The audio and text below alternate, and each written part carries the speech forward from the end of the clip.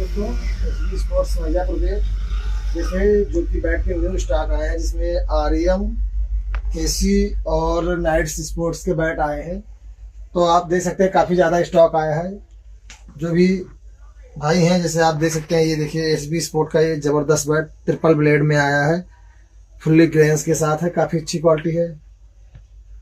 उसी में आपको केसी इंटरनेशनल के ब्रांड जो काफ़ी अच्छे बैट हैं, आप देख सकते हैं, मिल जाएंगे आपको।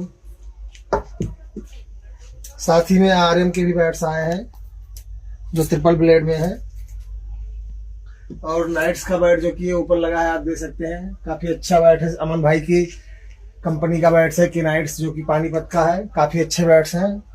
तो आप देख सकते हैं बैट काफ़ी स्टॉक में है हमारे पास। जिन भाइयों को ऑर्डर करना है वो ऑर्डर कर सकते हैं। दुकान पे आना चाहें तो दुकान पे आके विजिट कर सकते हैं। एसबी स्पोर्ट्स मिर्जापुर हमारा लोकेशन है, मिर्जापुर रेलवे स्टेशन।